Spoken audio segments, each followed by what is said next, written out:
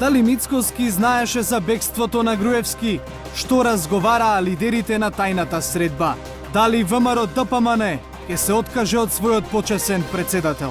Ова и уште многу други прашања и одговори ќе слушнете во четврток. Во 21 часот ТВ интервју со лидерот на опозицијата Христијан Мицкоски.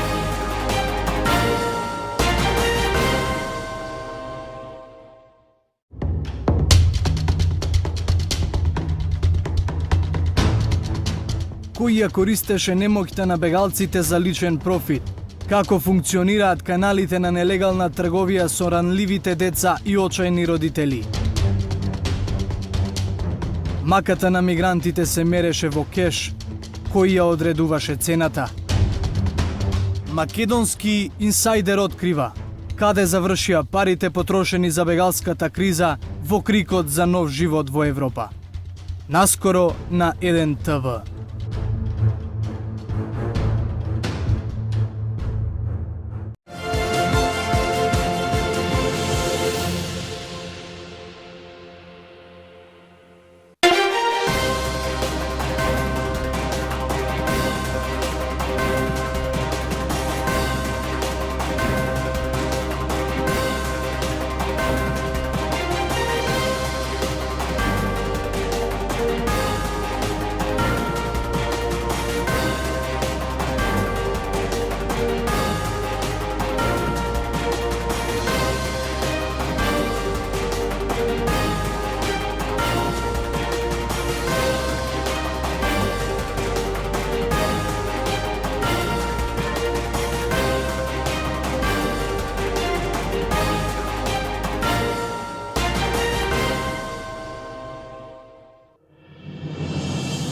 Добар ден.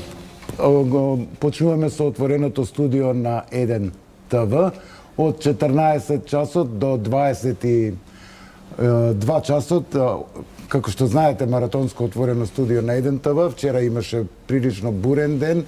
Се надевам дека денес, мислам, бурен на политичката сцена и на веќе знаете тие што следевте, апсењата, азилот на Груевски. Денеска се надевам дека малку помирно ќе биде, Боријан, малку ќе биде помирно, но ќе имаме па да анализираме време и да што се случило и зошто се случувало така. Добар ден и од мене, Боријан Јовановски. Денеска прилично набиена агенда за се што треба да ви информираме, известите за се што треба да слушнеме. Ќе почнеме, се разбира, со најактуелното, а тоа е вчерашното приведување на поранешниот шеф на УБК Сашо Мијалков, а потоа во текот на денот ќе имате можности да видите интервју со шефот на црногорската дипломатија, амбасадорот на Република Франција во Македонија, кој зборува за бегството на Груевски и ситуацијата во Европската унија во однос на ова бегство. А имам и една ексклузивна работа, ќе ги најавиме дечките кои го направија долгометражниот филм за киднапирањето на премиерот. Инаку филмот е сниман уште во 2008 година и мојата маленкост има една епизодна улога. Не беше во бункер, филмот просто немаше како да биде, немаше можност во тоа време тоа сценарио да добие било каква поддршка од тогашните институции.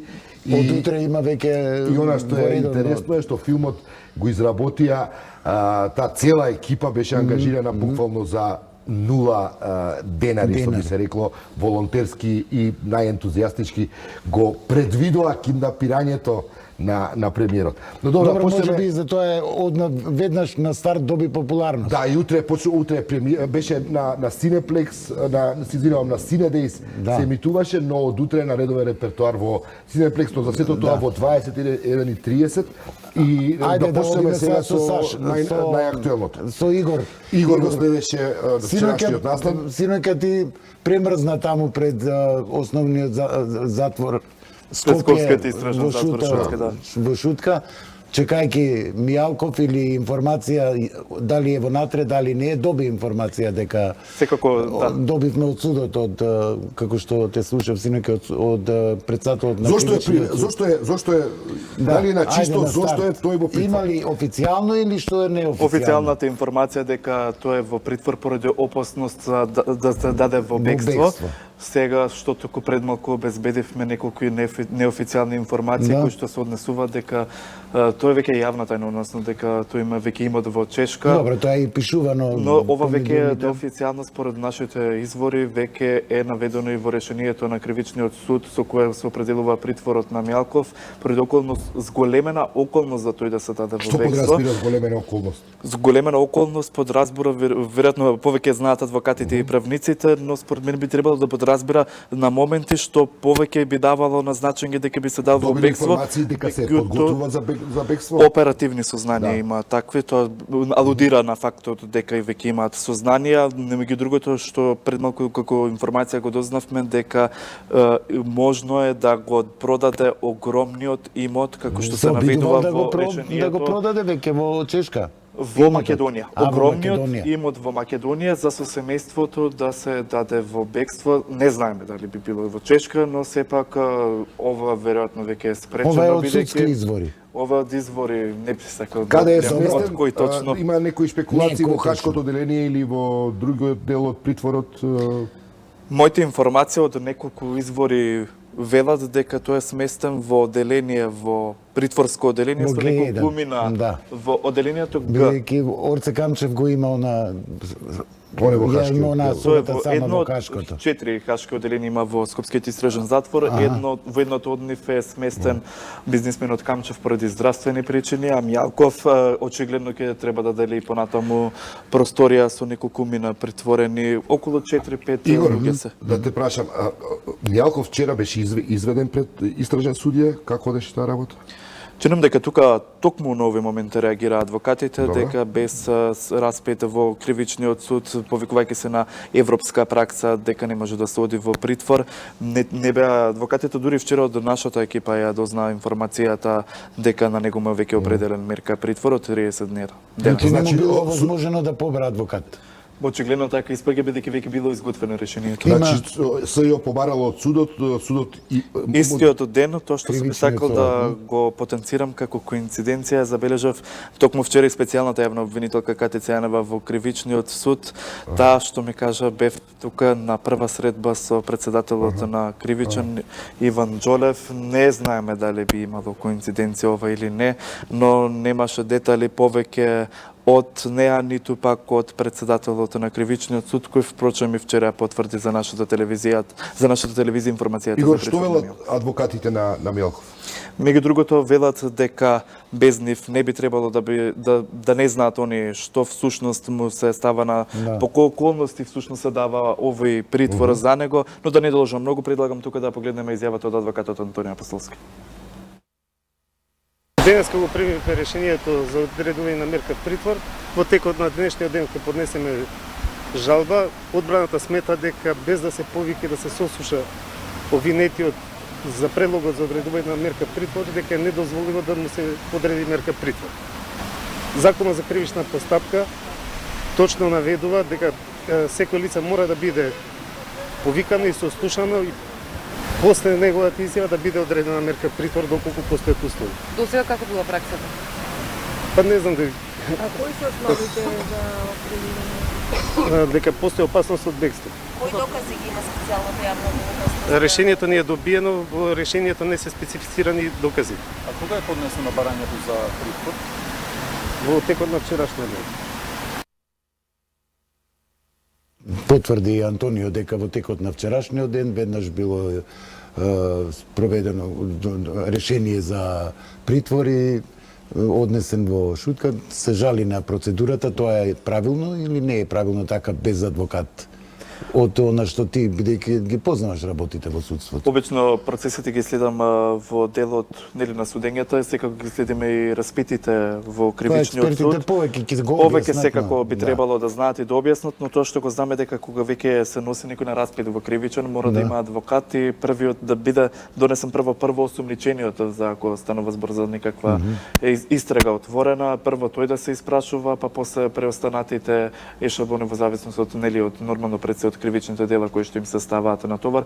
Овој случај нема многу информации, бидејќи сепак е веќе судски процес, за него веќе се од претходно бе определени, чинам дека секој четврток до 12 часот да се јавува екс-директорот на УБК Мијалков во кривичен, веќе одземени патни исправи и мерки да се јавува. Па се види дека одземањето на патните исправи не е доволна гаранција за да не така, победи. тоа се покажа во случајот со Груевски, да. Рочиште за Таргет и токму Тврдина, поради, да. обвиненијата Таргет и Тврдина, тоа се за прислушувањата. Што се случите денеска? Така, денеска немаше рочишта Таргет Тврдина. Вие новинарите сигурно сите очекувавте да го видите Мијалков. Тоа беше Не интересно. бевме искрено во големо очекување, бидејќи бевме сведоци на претходното судење во однос на поранешниот министер за транспорт и врски Милијана Исто Киевски, така, кажа, бидејќи за него чистото, да. тој всушност и не пренуки тогаш во шутка пред ден на недела, но поради институционалната неажурност, јас би рекол, и во однос на релација кривичен Скопски истражен затвор шутка, Не поради не се затоа обезбедило возило? не знам кои би биле има точните процедура на прецизни, сместување но до притворот. процедурите најверојатно не дозволувале ниту Јана Киевски тогаш, ниту пак денеска поранешниот шеф на тајната полиција Сашо Мијалков да биде спроведен од шутка во кривичен на судење. Судскиот процес Таргет Тврдина за масовното прислушување и за уништувањето на апаратите за следење на комуникациите продолжува на 4 декември, за кога има веќе наредба и да се спроведе Мијалков во кривичен. Некако институциите се затворени, поготово кога се работи за притворот на Мијалков. И вчера и денеска предпоставам директорот на затворот Скопје во шутка не сака да даде изјава, да потврди, нема изјави нема ништо од МВР. Некако кога да се затвори институциите, а сите сме на некој начин па и затекнати. И што е со специјалното јавно обвинителство, Да. кое практично тоа ги има информациите, зошто, дали се достапни за јавност, дали се отворени. Така, слушавме многу за дискусираат транспарентност околу, и да. очигледно веќе може да се каже дека всушност во ваквите случаи многу ретко се институциите транспарентни отворени за прашањата на новинарите, ретко се случува Зошто да не дадат попречат некоја на истрагата ли? информација. Тука нема- МВР се оградува, предметот е на специјалното јавно обвинителство и во други Они предмети сервисирале, значи, само. Така. И отсутството на транспарентност е се сведе на на спекулации понатаму, дали е се правда, сведе дали на е кусо политички, дали не е соопштение во политички. кое се вели судијата кој постапува по предметот Таргет Тврдина, по ценење на фактите и доказите опфатени со предлогот, донесе решение со кое го прифати предлогот. Не се наведува кои факти и кои аргументи. Не е јасно, бидејќи на судијата го известиле кои се фактите и аргументите. со однос по барањето би на требало, специјалното јавно обвинителство Оти се имаше црно на бело имаше и претпоставува.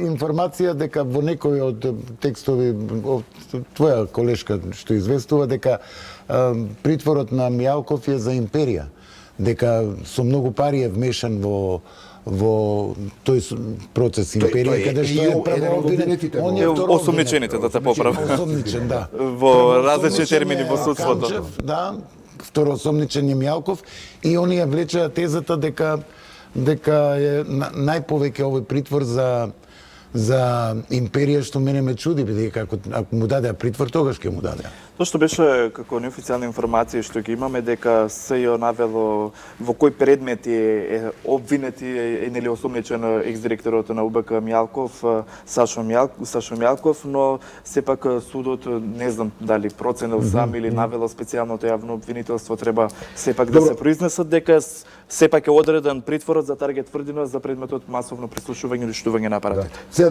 на оваа тема, инаку вчера во емисијата Правда неправда на колешката Гордана Дуњак имаше гости, експерти кои разговараат и коментираат току Кои на беа оваа затекнати тема, и они го па следеа да од ги студио. видиме овие изјави. Во секој случај очекувани се чекорите кои што ги презема специјалното јавно обвинителство. Знаете, секој случај е специфичен и индивидуален сам по себе, со соодветни карактеристики. Ние во овој момент точно можеме само да предпоставуваме врз основа на оние информации кои што доаѓаат за кој предмет се работи, затоа што начинот на постапувањето и одредувањето на мерката притвор е специфична и индивидуална од аспект на во која фаза се наоѓа самиот предмет. Дали станува збор за предистражна постапка, каде што имаме сосема различна постапка или процедура во делот на определувањето на мерката притвор, дали станува збор за непочитување на одредена мерка на предпазливост, па нејзина замена, или пак станува збор за одреден предмет за кој што веќе се води главна расправа. Значи имаме има различни правни ситуации кои што се индивидуализираат, но знаете, повторно ќе речем, не би сакал да шпекулирам, меѓутоа во секој случај за очекување е ова ефекта домино кој што се јавува во изминатиот временски период. Лицето за кое е поварано притвор, односно поранешниот началник на УБК Сашо Мјаков е дел од истата клика на екс-премиерот Никола Груевски. Така што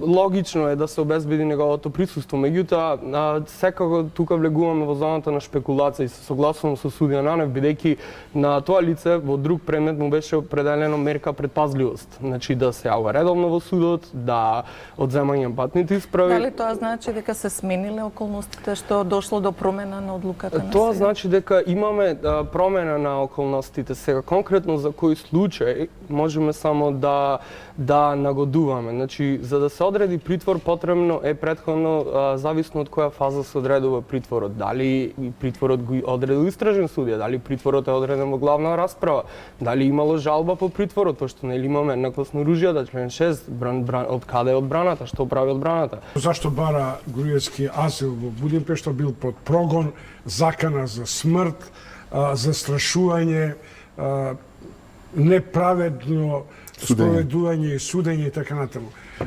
Дали вие имате информации, а јас од извештаите немав такви информации, дека Груевски ова јавно го кажал пред судот, за да покаже дека е во неравноправна ситуација. Освен што зборува дека се работи за прогон и така натаму. Кому, например, од кога он би морал да бара заштита во услови кога Шесмина го обезбедува? Па добро, такви јавни податоци, информации ние не слушнавме во Република Македонија, освен изјавите кои што ги даваше по завршувањето на судските расправи. Не знаеме што точно се случувало и дали и какви информации во текот на доказните постапки изнесувал нели на самата главна расправа.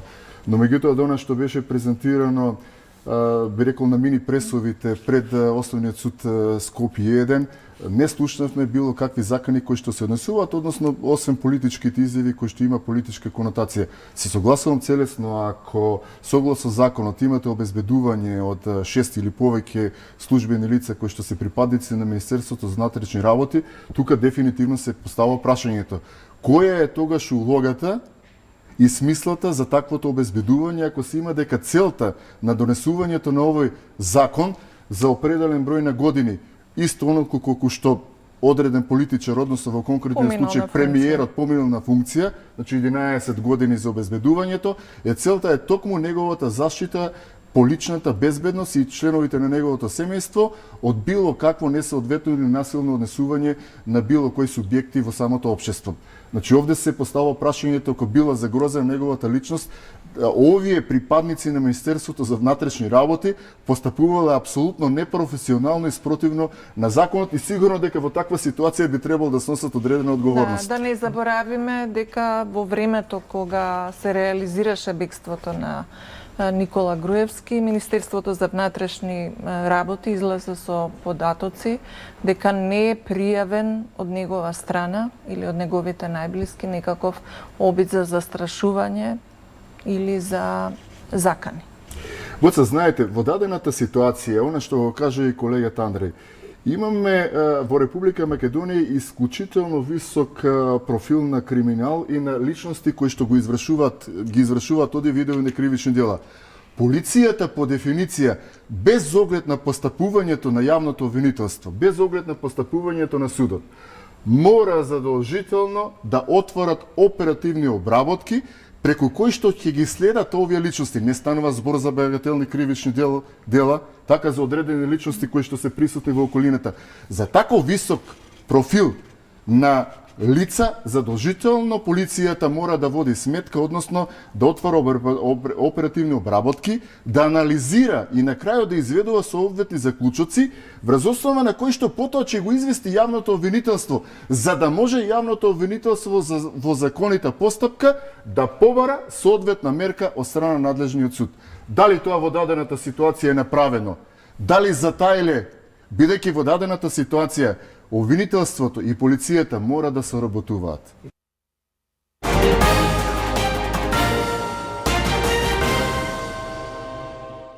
акценти од вчерашното гостување во емисијата Правда неправда на колешката Гордана Дудњак. Инаку, само што добивме една информација за тоа дека вчера, непосредно по приведувањето на Сашо Мијалков во хотелот Мериот, забележано е како влегува во гаражата на хотелот Мериот возило кое има регистрација од дипломатска регистрација и кое припаѓа на унгарската амбасада во Белград. За целта на ова влегување и ова шетање токму во тој реон од градот кој коинцидира и временски, што било и зашто биле таму, немаме подетални информации, но неофицијално имаме потврда дека станува збор за возило од унгарската амбасада во Белград. Добро, може доше нагости да го видат Скопје 2014. Да, веројатно, но Александар Велики, да. По се она што се случува овие денови и таа цела операција на унгарската дипломатија, има тука доста за што да се сомневаме околу целта на нивната мисија во Скопје. Излегуваат, предпоставувам, детали околу сето тоа. Би требало да излезат, да дознае јавноста малку повеќе за таа унгарска мисија во Македонија. А на тема инаку амнестија се дискутира во собранието, таму е колешката Весна Велкова. Весна, здраво. Здраво.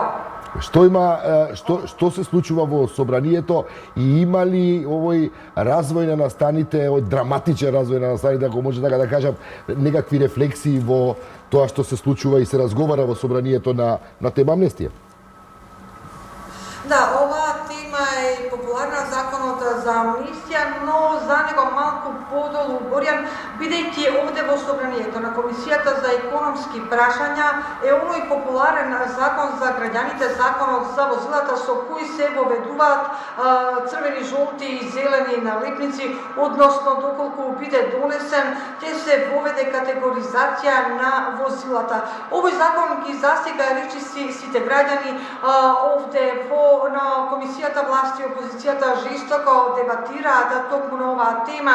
Според опозицијската ВМРО ДПМН со овој закон го нарече популистички, бидејќи како што рече Зоран Илиовски од ВМРО ДПМН, власта го носи во време кога и е најтешко. Овој закон според ВМРО ДПМН не може технички да се спроведе, бидејќи нема услови за него. Според власта пак овој закон е непопулистички закон кој мора да биде спроведен, бидејќи со него се заштитува здравјето на граѓаните, бидејќи загадувањето на воздухот е на второ место во Македонија, по она место со кој воздухот го загадуваат доматинствата. Да ги слушнеме овде Маја Морачанин од владачката дом. Тоа не е во ингеренција на Министерството за економија да пропишува правилници кои возила според емисиите што ги испуштаат неиздувни гасови ќе биде дозволено да возат или не. Впрочем, ние и досега сме имале како итни мерки кога во деновите кога било екстремно аерозагадувањето да се преземат некои мерки во смисол на забрана на градежни активности или ослободуваме одредени категории на луѓе да не одат на работа. Така и во овој случај. Тоа не гледам дека тоа треба да биде во надлежност на овој закон за возила. Да, Зоран Илиовски од ВМРО ДПМН рече дека тешко ќе се спроведе законот, бидејќи од 400.000 регистрирани возила, 340.000 се со просечна старост од 10 години и треба да имаат црвени налепници. А за автобусите рече од 3.320 автобуси 2.500 се стари и не би требало да се возат со овој закон. Праша како тогаш би оделе граѓаните на работа. Инаку да подсетиме за категориите. Со првата еколошка категорија ќе бидат опфатени возилата со ниво на емисија на издувни гасови Евро 5 и повисоко, а во ова категорија спаѓаат и оние возила со Евро 4, но доколку во возилото вградат плински уред. Таа категорија ја добива зелената картичка. Не се слуша ништо, ве молиме ако може режија да продолжиме со разговорот во студио. Токму на таа Ви тема. благодариме, Веста, ти благодариме, се надевам техничките проблеми проблеми ќе бидат отклонети. И следниот гостин е на Петар таа тема Ордановски. загадување, битка за чист воздух, дишеме отровен воздух, знаете. Гостин ни е Петар Ордановски. Добар ден. Добар ден. Ние така референтно брзо одиме.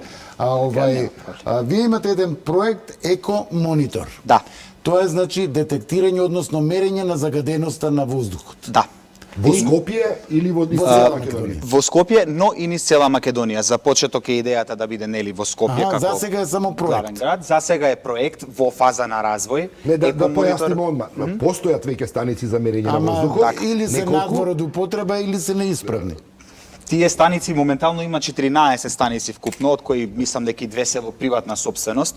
Видете, за цела Македонија да се измери, еве и во Скопје, ако сакате загадувањето на воздухот, тоа е многу мал број, статистички е малку, да се донесе некаква перспектива за колкаво е тоа загадување на воздухот. Реална бројка да се донесе од само 14 станици. Затоа Еко Монитор представува вашиот хиперлокален проект мониторинг. Колку е за Скопје според вашиот проект? Еко Монитор. Сега, Еко Монитор, идејата е да има многу стотици, ако не и илјадници мерни Во Скопје станици. само? Да, само во Скопје. Хиперлокален мониторинг. Затоа се вика хиперлокален, затоа што може на ниво на улица да се измери точно загадувањето на воздухот. Секоја мерна станица има GPS уред во неа, да. која што ќе биде многу попрецизно можно да се измери не само загадувањето на воздухот, видите и други аспекти од животната околина, како што се брзина правец на ветер, UV зрачење, дури и да се постават мерни станици во шумите, каде што ќе биде овозможено рано детектирање на пожар со секој со различни сензори, рано детектирање на пожар пред тој да се случи. Тоа е уствари идејата позади Еко Монитор, да се добие проект кој ќе биде open source. Open source значи дека податоците кои што се земаат од мерните станици, од уредите, ќе бидат складирани на централен сервер. Податоците ќе бидат складирани во облик на big data. Тоа значи ќе бидат достапни бесплатно за секој да ги превземе, да ги минира, секој буквално дали сака за научни цели или експерт да ги испита валидноста на податоците, ќе може да ги превземе, да ги минира и да ги интерпретира по нели за својата потреба. Идејата е накратко тоа, би сакал само да кажам дека овој проект е дел од иницијативата на Европската Унија Smart City. Тоа е иницијатива уствари на Европската Унија за градовите да се направат попаметни, по-општествено и по-еколошки виабилни. Така е. Колку чини ова, кој вика стотици, илјадници, станици Владата одвој, пари, некој има за буџетот до година. Ние веќе имаме разговарано и со неколку општини, општина Карпош, општина Битола, имаме разговарано и со со екологија разговаравте ли? Па во текст сме, се уште сме во текст со остварување на контакт. Видете, уредот тоа ќе зависи од побарувачката, колку ќе биде поголема побарувачката. Ако се цената ќе биде пониска. Па нормално, да, не е идејата само Колку чини една мерна станица? Колку би чинила? па околу помеѓу 200 и 300 евра би била нашата предпоставка, нели, да биде достапна една мерна станица, да биде достапна не само за општини и за големи предпријатија, туку и за помали фирми, па и за поединци кои што сакаат да ги постават кај нив дома, да кажам, на тераса и да можат да мерат. Детектира, например, ќе се стави кај, што ја знам, кај усје или кај големи овие што се Така е, затоа што моментално не се мери тамо на тие места, не се мери. Они имаат некој приватни, што вика, видете, ние имаме приватен. Да, меѓутоа тој не е јавно достапен, тој не е податоците не се гледаат за сите. Добро, време е за вести, 2 часот и 14:30, време е за вести, се гледаме повторно со нас во 15:30 гостинец Звездан Георгиевски, ВД, председател на синдикатот на новинарите, ќе зборуваме малку за маките на новинарите и нивните права. Останете со Еден ТВ и Отвореното студио.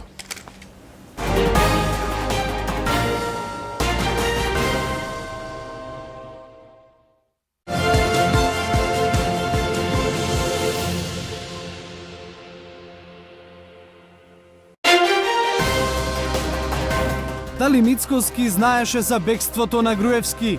Што разговараа лидерите на тајната средба?